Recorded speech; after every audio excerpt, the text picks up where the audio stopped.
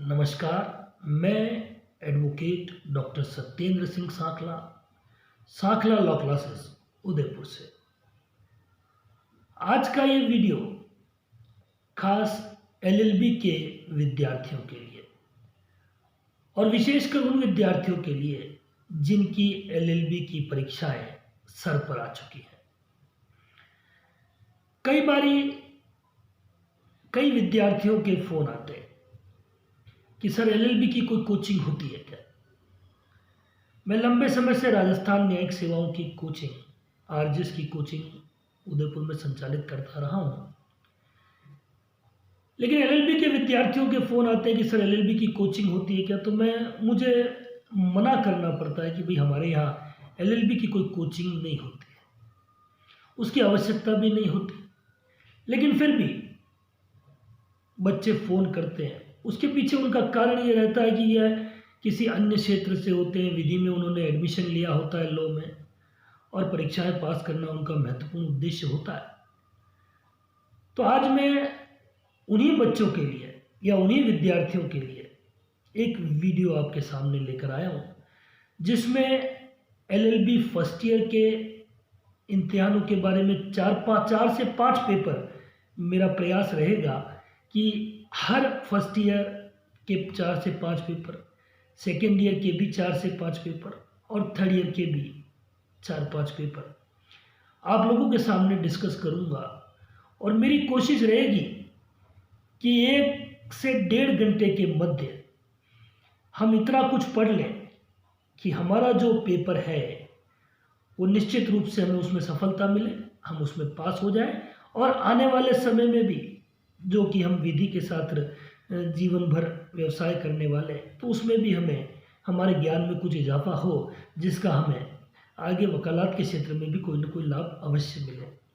लेकिन बेसिकली आज का जो ये वीडियो है प्रथम वर्ष विधि के विद्यार्थियों के लिए, फर्स्ट ईयर की जो परीक्षा देने वाले विद्यार्थी हैं उनके लिए लॉ ऑफ कॉन्ट्रैक्ट का जो पहला पेपर है उस पेपर पर आपके सामने अपने विचार रखूंगा। और मेरा दावा है कि इस 1 से 1.5 घंटे का जो वीडियो होगा, इससे बाहर आपका पेपर नहीं होगा। और इस 1.5 घंटे में अगर ढंग से आपने मुझे सुना, मैं अपनी बात आप तक पहुंचाने का प्रयास करूंगा।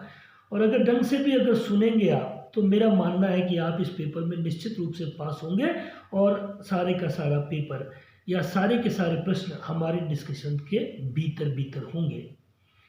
तो आइए शुरू करते हैं। आज एलएलबी प्रथम वर्ष के लॉ ऑफ कॉन्ट्रैक्ट के पेपर्स में क्या क्या सवाल पूछे जा सकते हैं और उनका जवाब हमें किस प्रकार से देना चाहिए।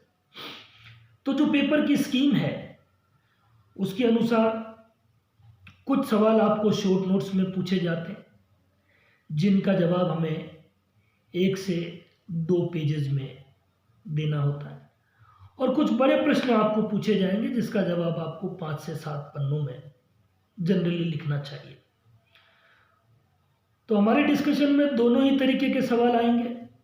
जैसा जहाँ पे टॉपिक होगा, मैं आपसे निवेदन करूँगा कि इसको हमें छोटे रूप में पढ़ना है, संक्षिप्त शॉर्ट नोट्स में, या इसे हमें एक बड़े सवाल के रूप में तैयार करना है। तो चलिए हम शुरू करते हैं लॉ ऑफ कॉन्ट्रैक्ट। तो सबसे पहले संविदा विधि 1872 का ये कानून है। संविदा क्या होती है, संविदा के आवश्यक तत्व क्या क्या होते हैं, और संविदा करने के लिए कौन कौन सक्षम होता है। What is contract, what are the basic elements of the contract, and who is the competent to enter into a contract. सबसे पहली बात हमारे सामने ये आती है कि साहब संविदा क्या है। तो जहां तक आप कॉन्ट्रैक्ट एक्ट का सेक्शन 2H देखेंगे, तो 2H स्पष्ट रूप से आपको बताएगा कि विधि के द्वारा परिवर्तनीय करार संविदा होता है। An contract enforceable by law is an agreement enforceable by law is contract. विधि के द्वारा परिवर्तनीय करार संविदा है। तो जो करार विधि के द्वारा परिवर्तनीय है वो संविदा बन जाता है। An agreement which is enforceable by law becomes contract. मतलब ऐसा पक्षकारों के मध्य कोई करार या इकरार जिसको कि विधि के द्वारा प्रवर्तनीय कराया जा सके, जिसको कानून के माध्यम से एनफोर्स कराया जा सके, उसे कॉन्ट्रैक्ट कह दिया गया, संविदा कह दिया गया। तो बेसिकली ये एक एग्रीमेंट है जो कि एनफोर्सिबल बाय लॉ है। आज मान लिया दो जनों के बीच में एग्रीमेंट हो गया, ए ने बी से कहा कि तुम अगर सी का मर्डर कर दोगे तो मैं तुम्हें 1,00,000 रुपए दूंगा। तो ए का बी से एक कॉन्ट्रैक्ट हुआ, एक एग्रीमेंट हुआ। एग्रीमेंट शब्द का प्रयोग करूंगा क्योंकि वो इन्फोर्सिबल बाय लॉ नहीं है। तो एक एग्रीमेंट हो गया कि अगर तुम मर्डर कर दोगे तो मैं तुम्हें 1,00,000 रुपए दूंगा। अगर ये लिखा पढ़ी भी हो जाए, कॉन्ट्रैक्ट भी हो जाए, और अगर ए के कहने पे बी अगर सी का मर्डर भी कर दे, तो क्या किसी अदालत में जाके ये एग्रीमेंट पेश किया जा सकता? क्या कोई अदालत 1,00,000 रुपए बी को दिलवाएगी ऐसे? कि साहब नहीं दिलवा सकती। क्यों नहीं दिलवा सकती? क्योंकि ये एक ऐसा करार है जो विधि के द्वारा प्रवर्तनीय नहीं है, which is not enforceable by law. तो जो एनफोर्सिबल बाय लॉ नहीं है, आगे हम पढ़ेंगे, बहुत सी चीजें हैं कि कौन कौन सी एनफोर्सिबल बाय लॉ नहीं। एक छोटा सा एग्जांपल आपको दिया, ऐसे ही कई सारी चीजें। कोई तस्करी का करार कर ले, कोई अफीम, चरस, गांजा बेचने का करार कर ले, ये सब एनफोर्सिबल बाय लॉ नहीं है। कोई किसी को जान से मारने का करार कर ले, टांगे तोड़ने का करार कर ले, ये सब एनफोर्सिबल बाय लॉ नहीं होते। तो जो करार विधि के द्वारा पालन नहीं कराए जा सकते वो संविदा नहीं होते। तो संविदा क्या है? An agreement which is enforceable by law. ठीक है, तो 2H के अनुसार विधि के द्वारा प्रवर्तनीय करार संविदा हो गया। तो कॉन्ट्रैक्ट वही करार है जो कि एनफोर्सिबल बाय लॉ। ये हमारी पहली बात हो। कभी कभी शॉर्ट नोट्स में पूछा जाए कि कॉन्ट्रैक्ट क्या होता है, तो छोटी सी परिभाषा देते हुए समझा देना। फिर अगर ये पूछा जाए एक बड़े सवाल के रूप में कि what are the basic elements of a valid contract, एक वैध संविदा के आवश्यक तत्व क्या क्या हो सकते हैं, तो वैध संविदा के आवश्यक तत्वों में नोट कर सकते हैं हम 8-10 बातें हैं, और उन पर हम हर उन 8-10 पॉइंट पर अगर 4-4 लाइन भी लिखेंगे तो हमारा काम हो जाएगा, 5 से 7 पेज हमारे बढ़ जाएंगे। तो पहला एसेंशियल एलिमेंट क्या है वैलिड कॉन्ट्रैक्ट का? एक वैध संविदा का पहला मुख्य तत्व नंबर 1, जैसा कि मैंने कहा, करार, एग्रीमेंट। तो पहले नंबर पर एग्रीमेंट नोट करें। दूसरे नंबर पर कंसेंट, सहमति। थर्ड नंबर पे फ्री कंसेंट, स्वतंत्र सहमति। नंबर 4 पर कॉन्सिडरेशन, प्रतिफल। नंबर 5 पर लीगलिटी ऑफ कॉन्सिडरेशन, प्रतिफल की वैधता। नंबर 6 पर कॉम्पिटेंट पार्टीज, सक्षम पक्षकार। नंबर 7 पर करार का शून्य नहीं होना चाहिए, agreement should not be void. जैसे मैंने एग्जांपल दिया मर्डर वाला, ये वो वॉइड नहीं होना चाहिए। करार का लिखित होना जरूरी है। प्रवर्तनीयता का उसमें तत्व होना चाहिए, एलिमेंट ऑफ एनफोर्सबिलिटी होनी चाहिए। तो ये कुछ एसेंशियल एलिमेंट्स आपने नोट किए। अब इस एक एक चीज को हम समझ लेते हैं। जैसे कि पहली बात मैंने आपसे निवेदन की कि करार होना जरूरी है। पहला एलिमेंट क्या है कॉन्ट्रैक्ट के लिए? There must be an agreement. तो एग्रीमेंट क्या है? तो आप सेक्शन 2E पर देखोगे कॉन्ट्रैक्ट एक्ट में, तो वो साफ साफ लिखता है कि हर एक वचन और वचनों का संवर्ग जो एक दूसरे के लिए प्रतिफल हो, करार होता है। क्या लिखता है कि एवरी प्रॉमिस और set of promises which is consideration for each other या forming consideration for each other is agreement. लेकिन फिर भी इस एग्रीमेंट में 2 बातें होती है।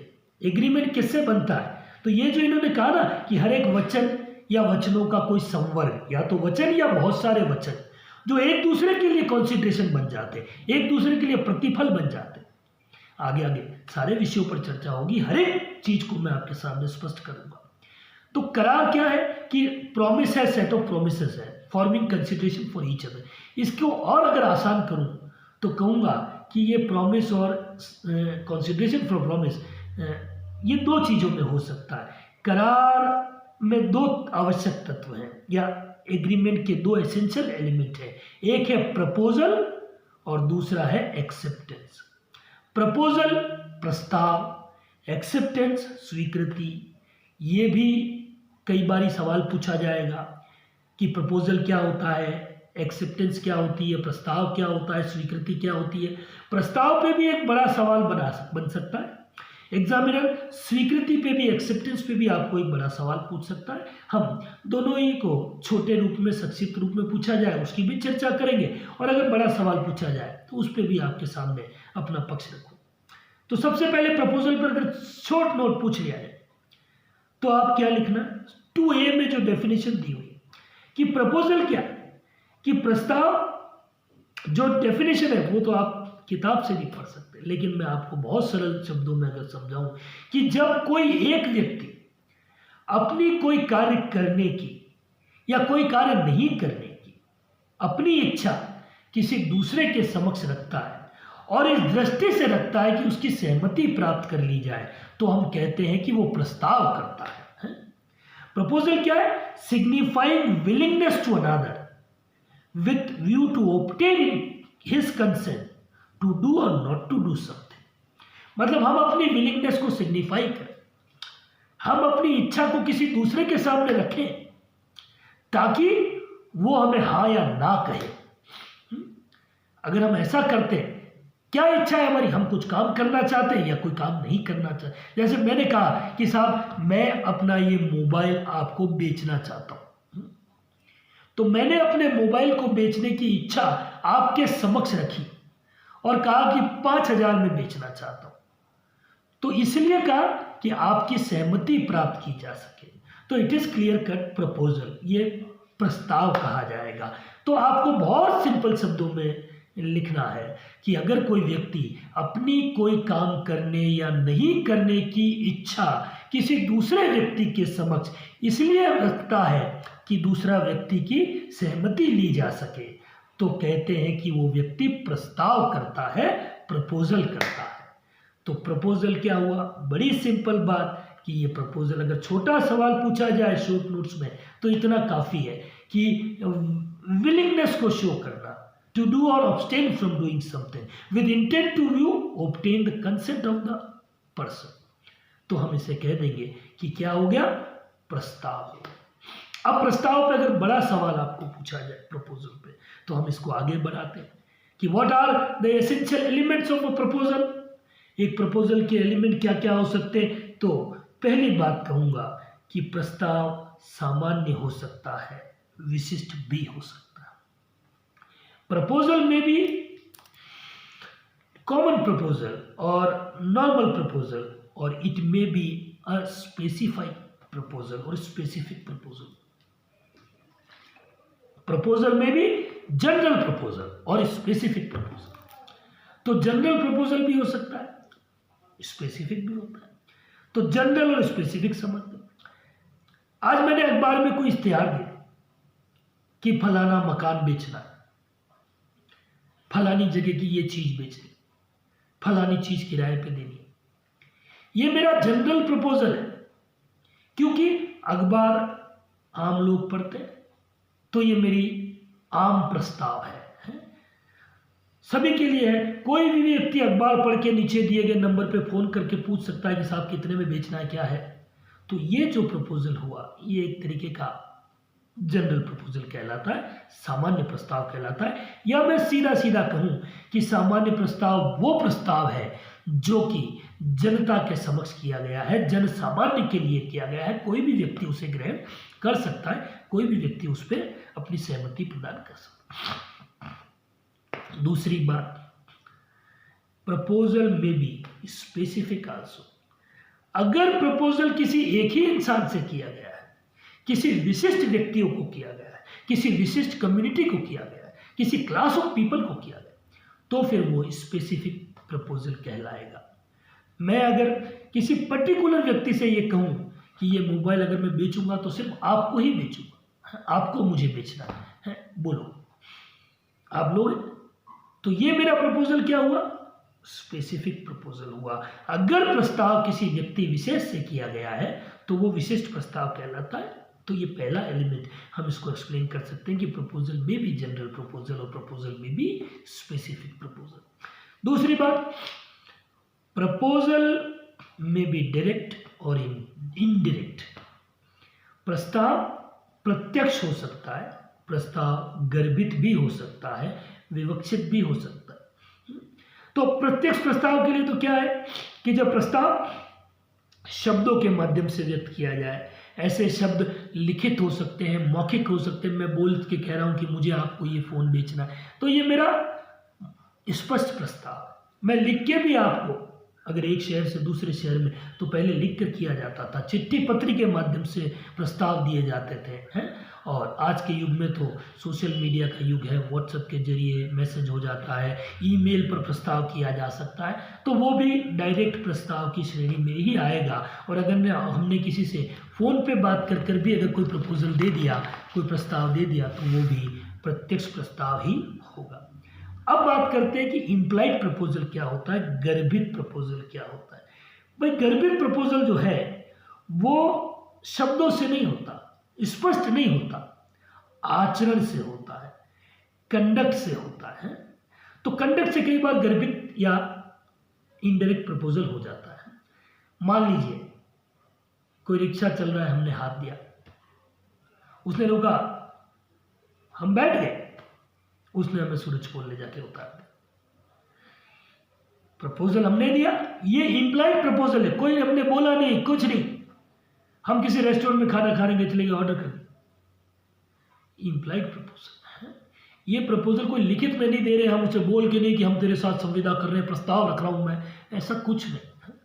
तो जो गर्भित प्रपोजल होते हैं, जो इनडायरेक्ट या विवक्षित प्रस्ताव होते हैं, वो आचरण के माध्यम से होते हैं। किसी गाड़ी में जाके बैठ जाना, किसी यात्रा के साधन में, किसी रेस्टोरेंट में, और भी कहीं जाके हम अगर अपना आचरण व्यक्त करें जिससे कि ये लगे कि हम वो प्रपोजल देने वाले हैं, करने वाले हैं, तो इसे गर्भित प्रस्ताव के नाम से जाना जाता है। अब तीसरा एलिमेंट, प्रस्ताव में जो शब्द प्रयोग किए जाए वो शब्द स्पष्ट होने चाहिए। The words used in proposal must be specified. Specified word होने चाहिए। घुमा फिरा कर नहीं प्रस्ताव करना। स्पष्ट लिखो कि मैं अपना ये मोबाइल 5,000 रुपये में बेचना चाहता हूं, कोई एम्बिग्विटी नहीं, क्लियर कट होना चाहिए। शब्द जो इस्तेमाल किए वो बिल्कुल स्पेसिफाइड होने चाहिए, शब्द बिल्कुल स्पष्ट होने चाहिए। और सबसे जरूरी और चौथी बात कि प्रस्ताव विधिक संबंधों के उद्देश्य से किया जाना चाहिए।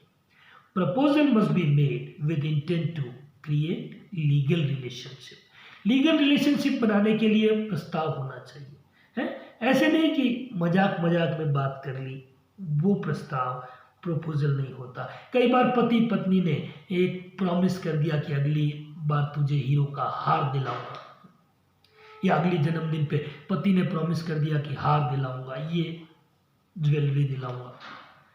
It is not an proposal, ये प्रस्ताव नहीं हो गया, because it is not creating या it is not creating with legal intention.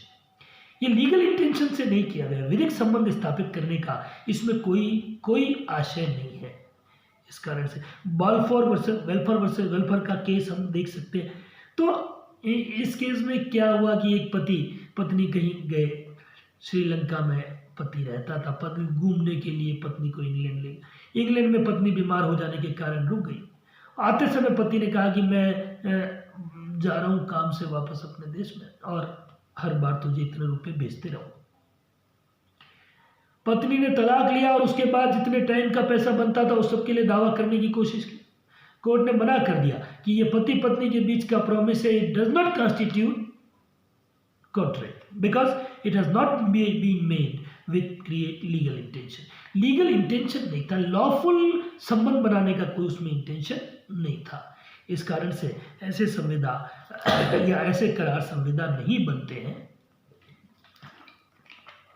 Basically जो आशय होना चाहिए वो विधिक संबंध स्थापित करने का होना चाहिए। जैसे कई बार पॉलिटिकल नेता लोग आते हैं, आप लोग जानते हैं, चुनाव के समय प्रॉमिस करते हैं कि हम आपके यहाँ सड़क बनवा देंगे, गांव में ये करवा देंगे, फलाने कुएं खुदवा देंगे, शहर में गांव में बिजली करवा देंगे, अगर बिजली नहीं है तो।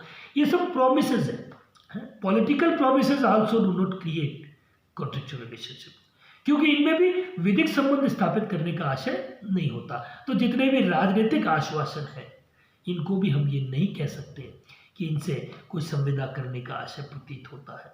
तो चौथा और जरूरी पॉइंट है कि जो प्रस्ताव किया जा रहा है वो विधिक संबंधों की स्थापना के आशय से किया जाना चाहिए, with intent to create legal relationship, तभी वो वैलिड प्रपोजल होगा। पति पत्नी के मध्य के, प्रेमी और प्रेमिकाओं के मध्य के जो प्रोमिसेस हैं they will not constitute legal relationship.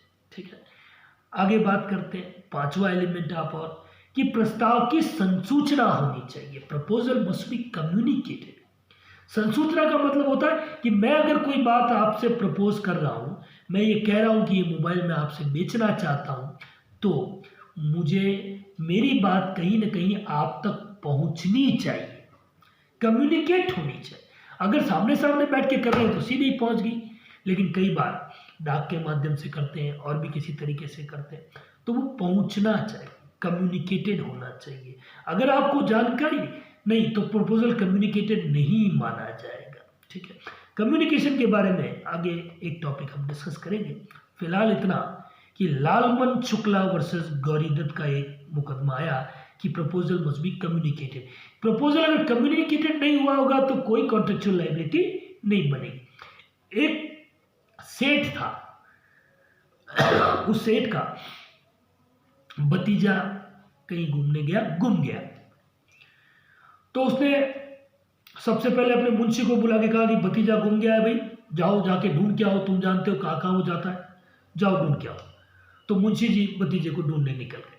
अब मुंशी जी भतीजे को ढूंढने निकले, मुंशी जी को पता था कि भतीजा कहाँ होता है, तो वो उसे ढूंढ के भी मिल भी गया। लेकिन इस बिटवीन जब एक दो दिन इस पूरे प्रोसीजर में लगे तो सेठ जी परेशान हुए, उन्होंने अखबार में एक विज्ञापन दी कि जो कोई मेरे भतीजे को ढूंढ के लाएगा उसको इतना इनाम दे दूंगा। अब भतीजे को तो ढूंढ के मुंशी ले आए, लेकिन मुंशी को ने वो अखबार नहीं पढ़ा था, मुंशी को प्रपोजल कम्युनिकेट नहीं हुआ था, उसे जानकारी नहीं थी। लेकिन जब उसे बाद में पता चला कि साहब सेठ जी तो उचित इनाम देंगे, तो उसने कहा कि साहब मैं ढूंढ के लाया, मुझे इनाम दो। तो सेठ जी ने कहा भाई नहीं, तू तो मेरा मुंशी है, तेरा तो काम है, और तेरे तक तो प्रस्ताव पहुंचा भी नहीं, तुझे तो पता भी नहीं। तो मुंशी जी चले गए कोर्ट में कि साहब पैसा दिलाओ। कोर्ट हैज डिनाइड, कोर्ट ने मना कर दिया कि यहां मुंशी जी इनाम की राशि लेने के हकदार नहीं है। क्यों नहीं है? क्योंकि प्रस्ताव की संसूचना मुंशी जी तक नहीं हुई थी, वो अखबार मुंशी जी ने नहीं पढ़ा था, वो जिस समय तक वो बच्चे को ढूंढ के लाए थे। बाद में उन्होंने पढ़ा तो वो प्रपोजल का कम्युनिकेशन नहीं माना जाएगा। तो ये प्रस्ताव का कम्युनिकेशन भी बहुत आवश्यक है। Proposal should not be a command और ऑर्डर, ये अगला एलिमेंट। जो प्रस्ताव है वो आदेश के रूप में, मैं आपसे यही कह सकता हूं कि मैं अपना मोबाइल आपको बेचना चाहता हूं, खरीदोगे क्या? ये नहीं कह सकता कि लेना पड़ेगा, ऑर्डर नहीं दे सकता, ऑर्डर के फॉर्म में कभी प्रपोजल नहीं हो सकता। अगला पॉइंट कि प्रस्ताव सीमित अवधि के लिए हो सकता है, प्रस्ताव एक शाश्वत अवधि के लिए भी हो सकता है। प्रपोजल में be for a limited period और it may be for specified period और परप्यूचुअल पीरियड आल्सो। अगर मैं कहूं कि ये मोबाइल मुझे बेचना है, सिर्फ 31 मार्च तक स्कीम है, उसके बाद नहीं, ये 31 मार्च तक ही बेचूंगा, इसके बाद नहीं, तो ये 31 मार्च तक ये मेरा प्रपोजल खत्म हो जाएगा। ये लिमिटेड पीरियड का प्रपोजल है। आपने कई बार देखते होंगे कि कोई छूट मिलती है by one get one free पर, लेकिन वो लिमिटेड पीरियड के प्रपोजल होते हैं कि इतनी तारीख तक चलेगा। परप्यूचुअल प्रपोजल होता है जो कि हमेशा के लिए खड़ा रहता है कि मैंने प्रपोजल कर दिया, अब जब तक वो चीज़ बिकेगी नहीं तब तक मेरी प्रपोजल स्टैंड कर रही है। परप्यूचुअल प्रपोजल है, वो एक खड़ा प्रस्ताव है। इसको हम कानून की भाषा में स्टैंडिंग प्रपोजल या खड़ा प्रस्ताव भी कहते हैं। ठीक है। अगला पॉइंट कि प्रपोजल में बी फॉर डूइंग समथिंग और नॉन डूइंग समथिंग। प्रस्ताव कोई कार्य करने को हो सकता है, कोई कार्य नहीं करने को हो सकता है। मतलब आप ये भी कह सकते हो प्रस्ताव में कि कोई काम करो या नहीं करो है। काम करने के लिए प्रपोजल है कि भाई ये काम करोगे तो आपको ये मिलेगा, ये प्रपोजल दे दिया। या ये कह दिया कि ये काम आप नहीं करो। आप अब एडल्ट तो हो गए हो, लेकिन 3 साल आप पढ़ाई करोगे मन लगा के तो मैं आपको ये चीज दिलाऊंगा, तो ये प्रपोजल है कुछ करने के लिए। इसी तरह ये कह दिया जाए कि तुम पढ़ाई करोगे, 3 साल तक तुम शादी नहीं करोगे, तो ये कुछ ना करने के लिए प्रपोजल है। तो शादी नहीं करने का प्रपोजल लिमिटेड पीरियड के 2-3 साल नहीं करोगे तब तक पढ़ रहे हो है, तो ऐसा प्रपोजल ये कुछ ना करने के लिए प्रपोजल होता है। तो प्रपोजल कुछ करने के लिए हो सकता है, प्रपोजल कुछ ना करने के लिए भी हो सकता है। एक और बात कि साहब प्रपोजल और इनविटेशन टू प्रपोजल में फर्क होता है। कई बार ये एक शॉर्ट नोट में आपको सवाल पूछा जा सकता है कि प्रस्ताव और प्रस्ताव के निमंत्रण में क्या फर्क है। तो आज हम क्लियर करते हैं। प्रस्ताव का निमंत्रण प्रस्ताव नहीं होता। Invitation to proposal is not an invitation. ठीक, यहां मैं एक बात क्लियर कर दूं कि प्रपोजल शब्द को ऑफर भी कहा गया है, कई किताबों में ऑफर वर्ड यूज किया है। तो आप कंफ्यूज नहीं होना है, ऑफर ही प्रपोजल है और प्रपोजल ही ऑफर है। ठीक है। तो अब invitation to offer is not an offer या invitation to proposal is not an proposal. तो प्रस्ताव का निमंत्रण प्रस्ताव नहीं होता है। तो प्रस्ताव का निमंत्रण प्रस्ताव नहीं है। निमंत्रण क्या होता है? जैसे आप देखते हो कि कई दुकानों पर रेट लिस्ट लगी, दुकानों के बाहर लगा है कि 50% ऑफ। ये सिर्फ इनविटेशन टू ऑफर है, by one get one free. ये इनविटेशन टू ऑफर है, वो आपको इनवाइट कर रहा है, प्रपोजल नहीं है। इनविटेशन टू ऑफर में प्रपोजल आप करते हो जब आप उस दुकान में घुस जाते हो, चीज को खरीदने के लिए तैयार हो जाते हो, तो ऑफर आप करते हो, प्रपोजल आपके एंड से होता है, उनके एंड से तो इनविटेशन होता है। जैसे बीमा पॉलिसियों का डिक्लेरेशन होता है, डिक्लेरेशन ऑफ LIC पॉलिसी, तो वो भी इनविटेशन ऑफ प्रपोजल है। टेंडर निकलता है, निविदाएं निकलती है, तो वो भी प्रस्ताव का निमंत्रण है, प्रस्ताव नहीं है। टेंडर निकल गया और फिर उसमें जितने लोग आवेदन करेंगे वो सब प्रपोजल करते हैं कि साहब हाँ हम 220 रुपए में काम करने को तैयार है, कोई कहता है मैं 200 में करने को तैयार हूँ, तो वो देते हैं प्रस्ताव। तो कंपनी की जो प्रोस्पेक्टस होता है कई बार वो भी इनविटेशन ही होता है प्रपोजल का। तो ये एक मोटा मोटा, अगर प्रपोजल पे आप पे बड़ा सवाल आए तो मेरा मानना है कि ये 10-11 पॉइंट मैंने डिस्कस किए हैं, और इन 10-11 पॉइंट में आप 2-2, 4-4 लाइन भी लिखोगे और एक आध उदाहरण भी दे दोगे तो एक बहुत हेल्दी आपका आंसर हो जाएगा, और हम इस सवाल का एक सेटिस्फैक्ट्री आंसर एग्जामिनर को दे पाएंगे। दूसरा जो टॉपिक है वही एग्रीमेंट का दूसरा पार्ट। मैंने कहा एग्रीमेंट 2 चीजों से मिलकर बनता है, एक तो प्रपोजल और दूसरा एक्सेप्टेंस। तो कई बार एक्सेप्टेंस पर छोटा सवाल और कई बार एक्सेप्टेंस पर बड़ा सवाल भी आपको मिलता है। तो एक्सेप्टेंस क्या है? तो अगर किसी व्यक्ति ने आपको प्रपोजल किया और आप उस पर हामी भर दो, सहमति दे दो, तो एक लाइन में कहूं जो सेक्शन 2B में कहा कि प्रस्ताव के प्रति सहमति व्यक्त करना स्वीकृति कहलाती है। एक्सेप्टेंस क्या है कि consent for the proposal is acceptance. 2B में बहुत क्लियर किया गया। या मैं यूं कह दूं कि प्रस्ताव की शर्तों के अनुसार प्रस्ताव को स्वीकार कर लेना स्वीकृति कही जाती है। तो छोटा सवाल पूछा जाए तो इस तरीके से करना है व्यक्त, और अगर बड़ा सवाल पूछा जाए तो वही कि व्हाट आर द बेसिक और essential element of an valid acceptance. एक स्वीकृति के मुख्य तत्व क्या क्या हो सकते हैं? तो के साथ पहली बात, स्वीकृति उसी व्यक्ति के द्वारा की जानी चाहिए जिससे प्रस्ताव किया गया। ये बेसिक एलिमेंट कि acceptance must be given by the person to whom proposal is made. तो जिस व्यक्ति से प्रस्ताव किया गया है उसी को स्वीकृति देनी पड़ेगी, तभी स्वीकृति मान्य होती है।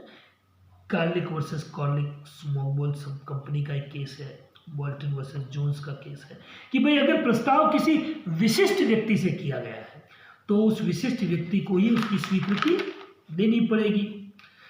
दूसरा आवश्यक तत्व कि प्रस्ताव को स्वीकृति समयावधि के भीतर दे दी जानी चाहिए। Acceptance must be given with in time.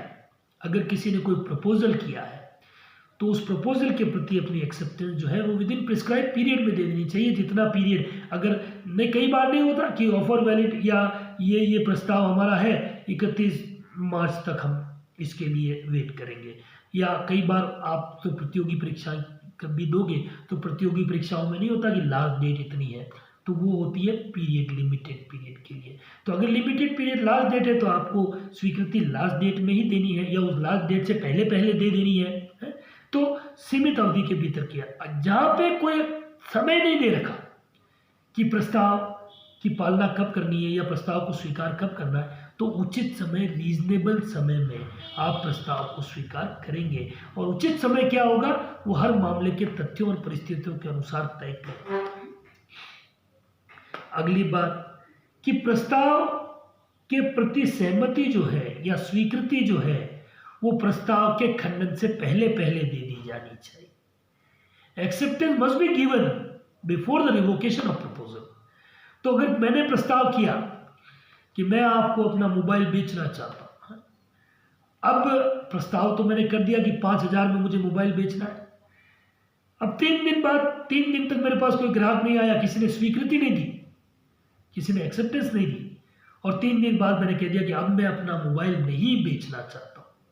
तो जब 3 दिन बाद मैंने ये क्लियर कर दिया कि नहीं बेचना चाहता हूं, it means I have revoke my proposal. इसका अर्थ ये हुआ कि मैंने अपने प्रस्ताव को वापस ले लिया है। तो अब आप भले ही सहमति दो कि सर अब मैं खरीदना चाहता हूं, तो वो सहमति या स्वीकृति वैलिड एक्सेप्टेंस नहीं होगी।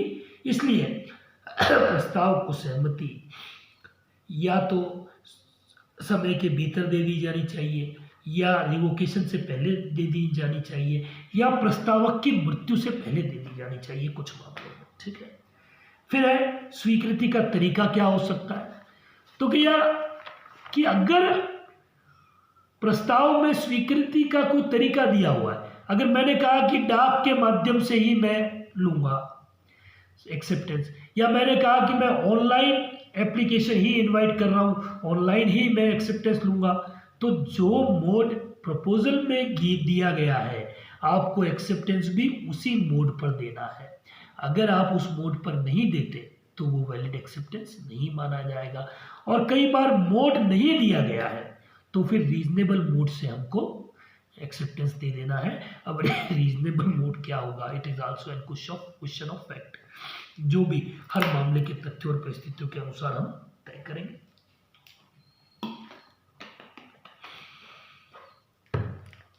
स्वीकृति का संवहन सभी मामलों में आवश्यक नहीं। Communication of acceptance is not necessary in all such cases. जरूरी नहीं कि स्वीकृति हमेशा आप कम्युनिकेट ही करो। कई बार स्वीकृति व्यक्ति आचरण के माध्यम से भी दे देता है। जैसे मैंने कहा कि जो व्यक्ति उस पेड़ से 4 आम तोड़ के लाएगा उसको मैं 1,000 रुपये इनाम दूंगा। तो आपको मुझे आकर कहने की आवश्यकता नहीं है कि सर मैं आम तोड़ के लाऊंगा, आप मुझे 1,000 रुपये दीजिएगा। आप तो सीधा गए, मैंने जैसे ही कहा कि जो व्यक्ति पेड़ से आम तोड़ेगा मैं 1,000 रुपये दूंगा, आप गए पेड़ से 4 आम तोड़ के ला के रख दिए। अब यहाँ आपको एक्सेप्टेंस की कम्युनिकेशन करने की जरूरत नहीं है, स्वीकृति हो गई है और अब मैं आपको 1,000 रुपये देने के लिए बाध्य हो जाऊंगा। तो स्वीकृति जो है उसका हर मामले में कम्युनिकेशन जरूरी नहीं है। कब जरूरी नहीं है कि जब स्वीकृति आचरण के या कंडक्ट के माध्यम से कोई काम करने के लिए प्रपोजल है and you have done that, आपने वो काम कर लिया है, तो भी उसके लिए अलग से कम्युनिकेशन की जरूरत नहीं है। जब भी स्वीकृति के बारे में आपसे सवाल पूछा जाए, चाहे छोटा या बड़ा, आपको एक एंसन नामक विधि शास्त्री हुए उनका एक कोटेशन जरूर कोट करना है। एंसन ने लिखा स्वीकृति के बारे में कि प्रस्ताव बारूद की भरी एक गाड़ी है, स्वीकृति दिया सलाई है, माचिस की तिली है। क्या लिखते हैं एंसन कि proposal is a truck of gunpowder and acceptance is lighted match thereto. Proposal क्या है?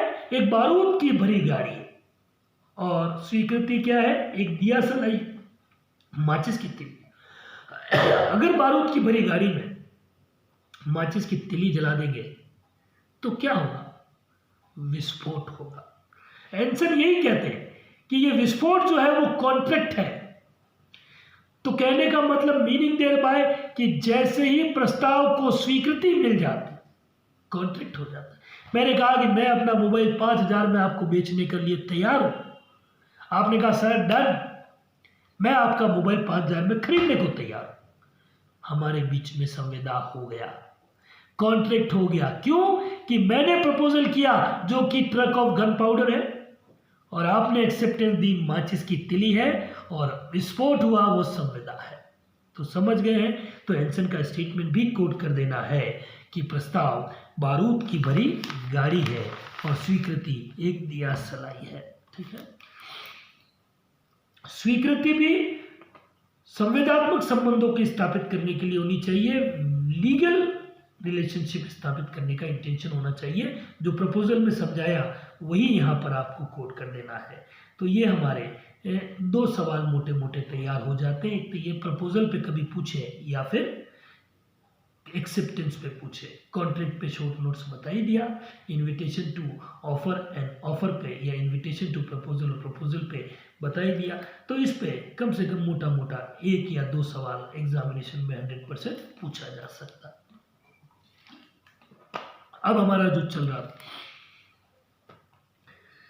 शॉर्ट नोट में, एक सवाल आपको धारा 3, 4, 5 से पूछा जा सकता है कि प्रपोजल और एक्सेप्टेंस का कम्युनिकेशन और रिवोकेशन कैसे।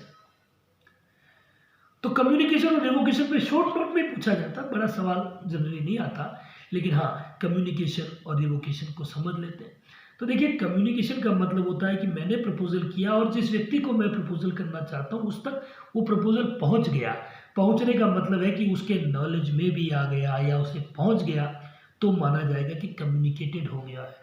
तो इसके लिए हम 2-3 थ्योरी अप्लाइड करते हैं। एक तो होता है कि जैसे जहाँ प्रपोजल बोल के हो रहा है, तो as soon as I declare something, मैंने जो शब्द बोले और आपके नॉलेज में आ गए, तो कहेंगे कि आपने सुन लिया, मैंने कहा, आपने सुना, तो वो प्रपोजल कम्युनिकेट हो गया। तो डिक्लेरेशन के माध्यम से हो जाता है। कई बार क्या करते थे, पुराने ज़मानों में चिट्ठी पत्री चलती थी, डाक से जाता था, तो डिस्पैच की थ्योरी होती थी। तो डिस्पैच के मामलों में जब हम प्रपोजल कहीं कर देते थे और प्रपोजल डाक से जाता था और जिस व्यक्ति को हमने किया है वो खोल के देखता था, पढ़ता था, उसके नॉलेज में आता था, तो हम कहते थे कि कम्युनिकेशन प्रपोजल का हो गया है। और कई बार जब मिल जाता था, रिसिप्ट हो जाता था, तो होता था नॉलेज वाले सारी, ये कम्युनिकेशन है। ठीक है। तो कम्युनिकेशन तो ऐसे होता है। अब प्रस्ताव और स्वीकृति का खंडन कैसे होता है, रिवोकेशन कैसे होता है, तो सेक्शन 5 इसके साथ डील करता है। तो मैं बहुत हल्के शब्दों में और बहुत आसानी से आपको बताऊंगा कि कोई व्यक्ति अपने प्रपोजल को रिवोक कैसे कर सकता है, कोई अपने प्रस्ताव का खंडन कैसे कर सकता है। तो इतना सा हम अगर जान लें कि प्रस्ताव को स्वीकृति मिलने से पहले रिवोक किया जा सकता है। अभी एंसन का स्टेटमेंट कोट किया कि अगर प्रस्ताव बारूद की भरी गाड़ी है और दिया सलाई स्वीकृति मिल गई तो संविदा हो जाएगा, then it can never be revoked. अगर प्रस्ताव को स्वीकृति मिल गई तो रिवोक ही नहीं हो सकता। तो हम ये कह दें कि प्रस्ताव को स्वीकृति मिलने से पहले रिवोक किया जा सकता है। तो प्रपोजल कब रिवोक होगा? स्वीकृति दिए जाने से पहले। ठीक। एक्सेप्टेंस कब रिवोक हो सकती है? अगर आपने मुझे प्रपोजल किया कि आप कुछ चीज बेचना चाहते हो, एक्सेप्टेंस मेरे देते ही कॉन्ट्रैक्ट हो जाता है, लेकिन एक्सेप्टेंस रिवोक कब हो सकती है? तो ध्यान रखिए, जब वो प्रपोजल से कम्युनिकेट नहीं हो जाए तब तक रिवोक हो सकती है। जैसे मान लीजिए मैंने आपको एक लेटर लिख के प्रपोजल किया, आपने भी लेटर लिख के दिल्ली से एक्सेप्टेंस दे दी। अब वो लेटर कोर्स ऑफ बिजनेस में मेरे पास 2 दिन में पहुंचेगा, लेकिन तब तक आपके मन में विचार आया कि नहीं यार, गलत कॉन्ट्रैक्ट कर लिया है, गलत स्वीकृति दे दी है लिख के, रिवोक करनी चाहिए। तो आप वो लेटर मुझ पर नहीं पहुंचा, उससे पहले ही 2 घंटे बाद टेलीफोन करके, फोन करके मोबाइल से बोल देते हो कि सर मैंने गलती से लेटर तो पोस्ट कर दिया है, लेकिन इसको मेरी स्वीकृति ना समझा जाए, मैं ये कॉन्ट्रैक्ट नहीं करना चाहता हूँ। तो कॉन्ट्रैक्ट में जो स्वीकृति है, जो एक्सेप्टेंस है, वो वापस तभी ली जा सकती है जबकि वो प्रपोजल के नॉलेज में नहीं आ जाए, कम्युनिकेट नहीं हो। क्योंकि प्रपोजल के ज्ञान में आते कॉन्ट्रैक्ट बन जाता है, स्वीकृति कभी रिवोक हो ही नहीं सकती। समझ गए हैं? तो ये शॉर्ट नोट्स में पूछा जाए तो हमको ये बात भी कोट कर देंगे।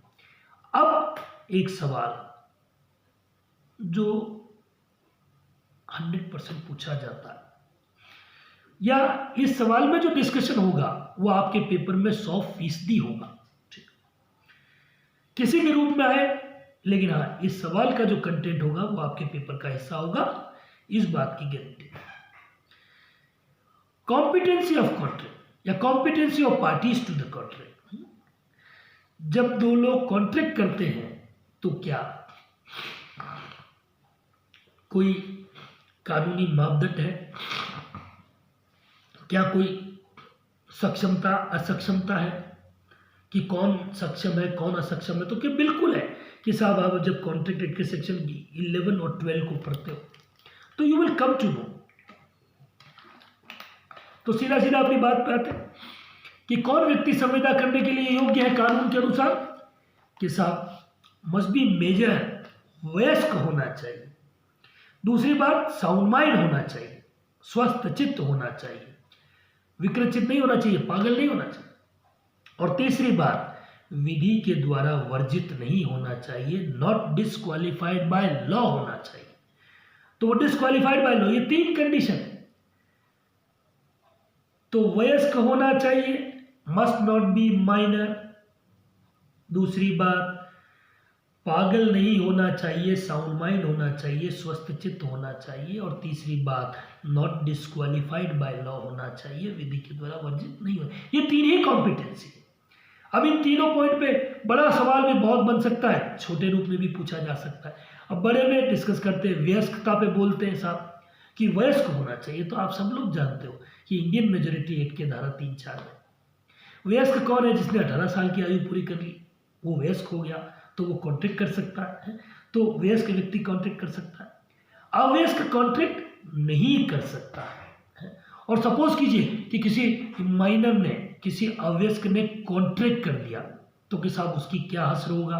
तो आपको लिखना है कि अगर कोई माइनर कॉन्ट्रैक्ट करता है तो इसमें एक फेमस केस नोट कर सकते हैं, मोहरी बीबी वर्सेस धर्मोदास घोष।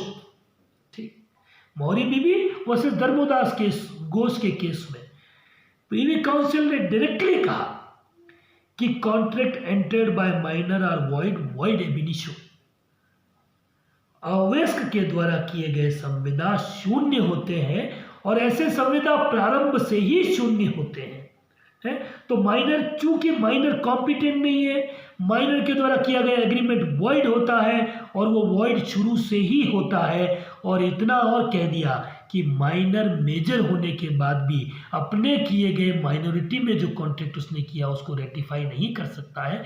अर्थात अवयस्क वयस्क होने के बाद भी जो कॉन्ट्रैक्ट उसने, जो करार उसने अवयस्कता की अवधि में किया है, उसका अनुसमर्थन नहीं कर सकता है, उसके ऊपर कायम नहीं रह सकता है, इसलिए शून्य होता है। अब मैंने फिर कहा था कि इसमें से सवाल पूछा जाए, कहीं ना कहीं पूछा, तो कई बार एग्जामिनर आपको ये भी पूछ लेता है कि क्या या किन दशाओं में अवयस्क के द्वारा किए गए करार वैध करार होते हैं। When contract entered by minor are valid contract. जैसे कि हमने अभी तो कहा कि जब माइनर अगर कॉन्ट्रैक्ट करता है तो वो वॉइड होता है, तो फिर ये वैलिड कैसे हो गया? तो कई बार ये सवाल पूछा जाता है। इसके पीछे लॉजिकल आंसर देना है हमको कि कुछ चीजें ऐसी हैं जिनमें अवयस्क एक तरीके से करार ही करता है, करार के सारे तत्व होते हैं, लेकिन वो वैलिड होता है। तो कुछ उदाहरण देता हूं। जैसे पहला हम इसमें कोट करते हैं कि कब अवयस्क के द्वारा कोई करार किया जाए और वो वैध करार के जैसा होता है। तो मैरिज अंडर मुस्लिम लॉ, मुस्लिम विधि में निकाह है, तो मुस्लिम विधि में निकाह कैसे होता है?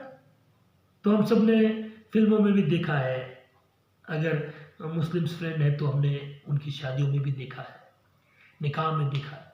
क्या होता है कि इजाब होता है, और दूसरा क्या होता है, कबूल होता है। इजाब, कबूल, और मुस्लिम लॉ में मुस्लिम शादी जब होती है तो मेहर भी होता है।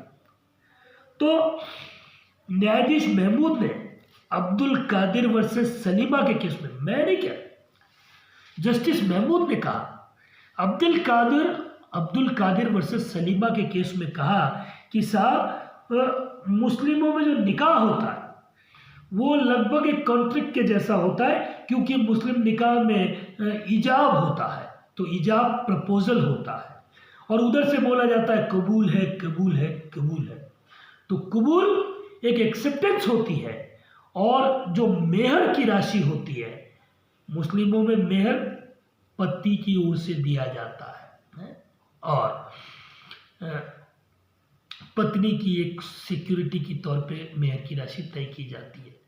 तो मेहर कुछ धन के रूप में होता है, दिहरम के रूप में होता था अरबी कंट्रीज में, है, तो वो धन तय किया जाता था। तो एक संविदा में भी क्या होता है, प्रपोजल होता है, एक एक्सेप्टेंस होती है, और कॉन्सिडरेशन होता है। मैं आपको अपना मोबाइल 5,000 रुपये में बेचना चाहता हूँ, तो ये मेरा प्रपोजल है, 5,000 रुपये उसमें कॉन्सिडरेशन है, प्रतिफल है, और आपने कहा कि मैं खरीदना चाहता हूँ, तो एक्सेप्टेंस है, एक वैलिड कॉन्ट्रैक्ट के लिए ये बातें बनी हैं।